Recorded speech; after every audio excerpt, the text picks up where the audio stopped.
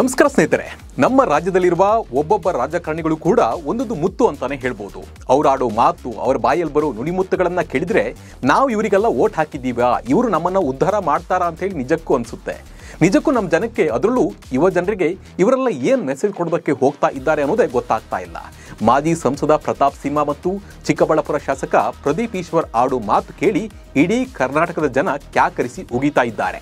ಅವ್ರ ಅಪ್ಪನ ಬಗ್ಗೆ ಇವರು, ಇವರಪ್ಪನ ಬಗ್ಗೆ ಅವರು, ಅವ್ರ ತಾಯಿ ಬಗ್ಗೆ ಇವರು, ಇವ್ರ ತಾಯಿ ಬಗ್ಗೆ ಅವರು ಅಸಹ್ಯವಾಗಿ ಮಾತನಾಡ್ತಾ ಇದ್ದಾರೆ. ಅದ್ರ ಜೊತೆ ಈಗ ಪ್ರಿಯಾಂಕರ್ಗೆ ಕೂಡ ಸೇರ್ಕೊಂಡಿದ್ದಾರೆ. ಇದರ ಬಗ್ಗೆ ಕಂಪ್ಲೀಟ್ ಆಗಿ ನೋಡ್ತಾ ಹೋಗೋಣ. ನಾನು ನಿಮ್ಮ ಶಿವರಾಜ್ ಬಾಣಂಕಿ. ನೀವು ಸುದ್ದಿಯಾನದ ಸಬ್ಸ್ಕ್ರೈಬರ್ ಆಗೋದನ್ನ ಮರಿಬೇಡಿ. ಪ್ರತಾಪ್ ಸಿಂಹ ಅವರು ನೋಡಿದೆ ಮೈಸೂರಲ್ಲಿ ಒಂದು ಮುಳ್ಳಂದಿ ಬಗ್ಗೆ ಮಾತಾಡ್ತಾರೆ ಅಂದ್ರೆ ಇದು ಇನ್ನೊಂದು ಮುಳ್ಳಂದಿ ಆಗಿರುತ್ತೆ. ಪ್ರದೀಪ್ ಈಶ್ವರ ಮುಳ್ಳಂದಿ ಮುಖ ಇರುವಂತಹ ಕರ್ನಾಟಕದ ಏಕೈಕ ಕಾಮಿಡಿ ಪೀಸು ನಿಮ್ಮ ಅಪ್ಪಂಗೆ ಮಾತ್ರ ಹುಟ್ಟಿರೋದಪ್ಪ.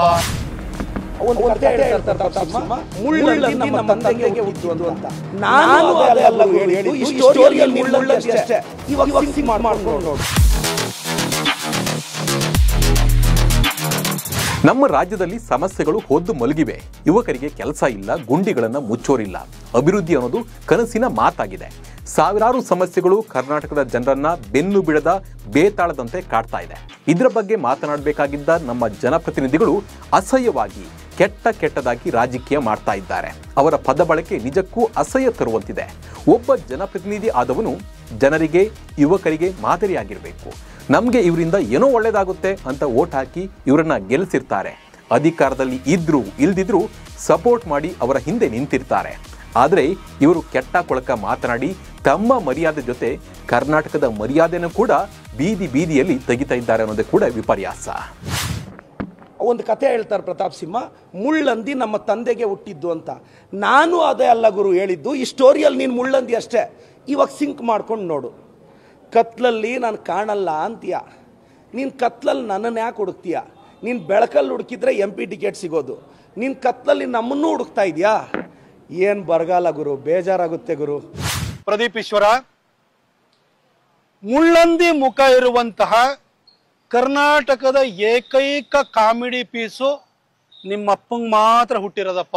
ಇನ್ಯಾರು ವಾರಸದಾರ ಅದಕ್ಕೆ ಬರಲ್ಲ, ಆಸ್ತಿ ಕೇಳಕ್ ಬರಲ್ಲ. ಆ ಕಾಮಿಡಿ ಪೀಸು ಕರ್ನಾಟಕದಲ್ಲಿ ಒಂದೇ ಇರೋದು, ಅದು ನಿಮ್ಮ ಅಪ್ಪ ಮಾತ್ರ ಹುಟ್ಟಿರೋದು. ಆದ್ರೆ ನಮ್ಮಪ್ಪ ಏನಾದ್ರೂ ಕೂಡ ಅವ್ರ ಪ್ರಾಯದಲ್ಲಿ ಚಿಕ್ಕಬಳ್ಳಾಪುರದ ಕಡೆ ಹೋಗಿದ್ರೆ ನೀನ್ ಬಹಳ ಸುಂದರವಾಗಿ ಹುಟ್ಟುತ್ತಾ ಇದ್ದೇನೆ. ಪ್ರತಾಪ್ ಸಿಂಹ ಅವರು ನಾನು ನೋಡಿದೆ ಮೈಸೂರಲ್ಲಿ.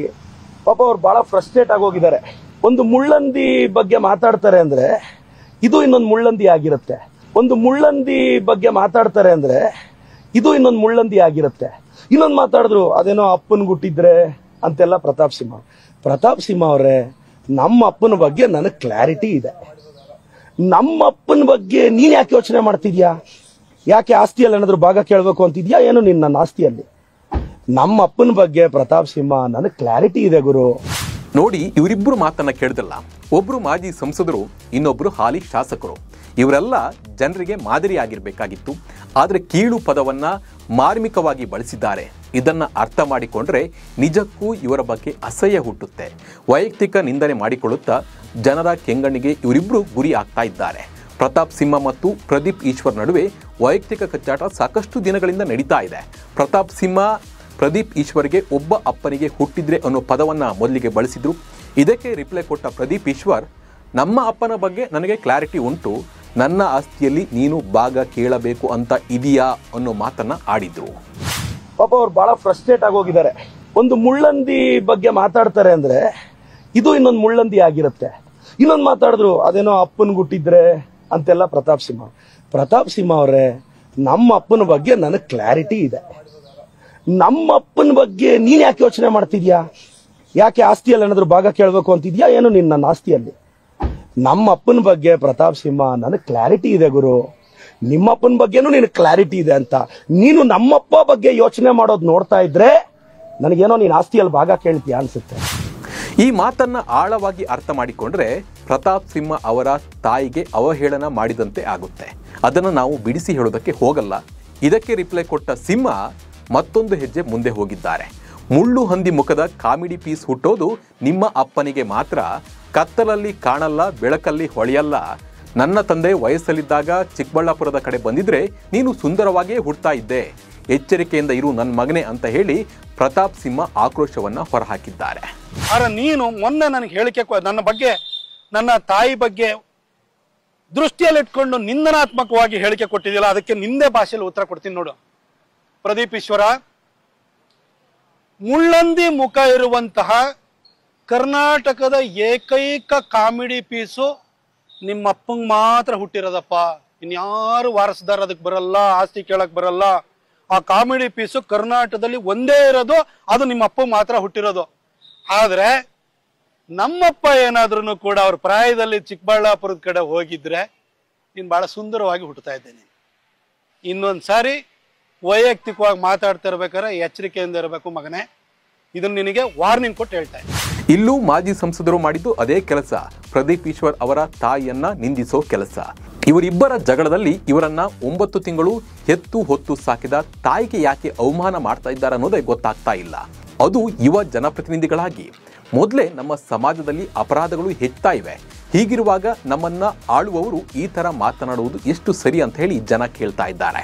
ಇನ್ನು ಪ್ರತಾಪ್ ಸಿಂಹ ಮಾತಿಗೆ ಪ್ರದೀಪ್ ಈಶ್ವರ್ ಮತ್ತೆ ರಿಪ್ಲೈ ಕೊಟ್ಟಿದ್ದಾರೆ. ಒಂದು ಕಥೆ ಹೇಳ್ತಾರೆ ಪ್ರತಾಪ್ ಸಿಂಹ, ಮುಳ್ಳಂದಿ ನಮ್ಮ ತಂದೆಗೆ ಹುಟ್ಟಿದ್ದು ಅಂತ. ನಾನು ಅದೇ ಅಲ್ಲ ಗುರು ಹೇಳಿದ್ದು, ಈ ಸ್ಟೋರಿಯಲ್ಲಿ ನೀನು ಮುಳ್ಳಂದಿ ಅಷ್ಟೇ. ಇವಾಗ ಸಿಂಕ್ ಮಾಡ್ಕೊಂಡು ನೋಡು. ಕತ್ಲಲ್ಲಿ ನಾನು ಕಾಣಲ್ಲ ಅಂತೀಯ, ನೀನು ಕತ್ಲಲ್ಲಿ ನನ್ನನ್ನು ಯಾಕೆ ಹುಡುಕ್ತೀಯ? ನೀನು ಬೆಳಕಲ್ಲಿ ಹುಡುಕಿದ್ರೆ MP ಟಿಕೆಟ್ ಸಿಗೋದು, ನೀನು ಕತ್ಲಲ್ಲಿ ನಮ್ಮನ್ನೂ ಹುಡುಕ್ತಾ ಇದೆಯಾ? ಏನು ಬರಗಾಲ ಗುರು, ಬೇಜಾರಾಗುತ್ತೆ ಗುರು. ಇಷ್ಟು ಬರಗಾಲ ಬಂದಿದೆ ನಿನಗೆ ಅಂತ ಗೊತ್ತಾಗಿಲ್ಲ. ಮೋಸ್ಟ್ಲಿ ಬೆಳಕಲ್ಲಿರೋವೆಲ್ಲ ಖಾಲಿ ಆದ ನಂತರ ಕತ್ಲಲ್ಲಿ ನಮ್ಮನ್ನು ಹುಡುಕಕ್ಕೆ ಸ್ಟಾರ್ಟ್ ಮಾಡಿದ್ದಾನೆ. ನಾನು ಹಂಗಲ್ಲ ಗುರು, ನಾನು ಹಂಗಲ್ಲ. ಕತ್ಲಲ್ಲಿ ನಾನು ಕಾಣಲ್ಲ ಅಂತ ಅಂತೀಯ, ಕತ್ಲಲ್ಲಿ ನೀನು ನನ್ನ ಯಾಕೆ ಹುಡುಕ್ತಾ ಇದೆಯಾ? ಏನು ಬರಗಾಲ ಬಂದಿದೆ ನಿನಗೆ ಅಂತ ಹೇಳಿ ಟಾಂಗ್ ಕೊಟ್ಟಿದ್ದಾರೆ. ನಾನು ಹಂಗಲ್ಲ ಅಂತ ಕೂಡ ಹೇಳಿದ್ದಾರೆ. ಅಂದರೆ ಪ್ರತಾಪ್ ಸಿಂಹ ಗಂಡಸರನ್ನು ಬಿಡಲ್ಲ ಅನ್ನೋ ಅರ್ಥದಲ್ಲಿ ಈ ಪ್ರದೀಪ್ ಈಶ್ವರ್ ಹೇಳಿದ್ದಾರೆ. ನಿಜಕ್ಕೂ ಇವರು ತಮ್ಮ ಮರ್ಯಾದೆ ಜೊತೆ ರಾಜ್ಯದ ಮರ್ಯಾದೆಯನ್ನು ಕೂಡ ಹರಾಜು ಮಾಡ್ತಾ ಇದ್ದಾರೆ ಅನ್ನೋದು ವಿಪರ್ಯಾಸ. ಯಾರು ಕೂಡ ಇಷ್ಟು ಕೀಳು ಮಟ್ಟಕ್ಕೆ ಇಳಿಬಾರ್ದು ಅಂತ ಜನ ಮಾತನಾಡ್ತಾ ಇದ್ದಾರೆ. ಇನ್ನು ಪ್ರತಾಪ್ ಸಿಂಹ ಮೇಲೆ ಕೇವಲ ಪ್ರದೀಪ್ ಈಶ್ವರ್ ಮಾತ್ರ ಅಲ್ಲ, ಸಚಿವ ಪ್ರಿಯಾಂಕ್ ಖರ್ಗೆ ಕೂಡ ಟ್ವೀಟ್ ಮಾಡಿ ಅವಾಗ್ದಾಳಿಯನ್ನು ಕೂಡ ನಡೆಸಿದ್ದಾರೆ. ಪೇಪರ್ ಸಿಂಹ, ನಿಮ್ಮ ಕತ್ತಲೆ ಜಗತ್ತಿನಲ್ಲಿ ಎಂಥ ಕರಾಳ ಕಥೆಗಳು ರಹಸ್ಯ ಅಡಗಿವೆ. ಕತ್ತಲೆ ಜಗತ್ತಿನ ರಹಸ್ಯಗಳ ಪುಸ್ತಕಕ್ಕೆ ನೀವು ತಡೆಯಾಜ್ಞೆ ತಂದಿರೋದು ಯಾಕೆ? ಕತ್ತಲೆ ಜಗತ್ತಿನ ರಹಸ್ಯಗಳ ಬಗ್ಗೆ ಭಯವೇಕೆ ಅಂತ ಹೇಳಿ ಪ್ರಶ್ನೆಯನ್ನ ಮಾಡಿದ್ದಾರೆ. ಒಟ್ಟಲ್ಲಿ ನಮ್ಮ ರಾಜ್ಯದಲ್ಲಿ ಸಾಕಷ್ಟು ಗುಂಡಿಗಳಿವೆ, ಅವನ್ನ ಮುಚ್ಚೋ ಕೆಲಸವನ್ನ ಮಾಡೋದು ಬಿಟ್ಟು ಇವರು ಬಾಯಿಗೆ ಬಂದ ಹಾಗೆ ಮಾತನಾಡ್ತಾ ಇದ್ದಾರೆ. ನಿಜಕ್ಕೂ ಇದೊಂದು ವಿಪರ್ಯಾಸ. ಇವ್ರ ಬಗ್ಗೆ ನಿಮ್ಮ ಅನಿಸಿಕೆ ಮತ್ತು ಅಭಿಪ್ರಾಯವನ್ನ ಕಮೆಂಟ್ ಮೂಲಕ ತಿಳಿಸಿ. ನಮಸ್ಕಾರ.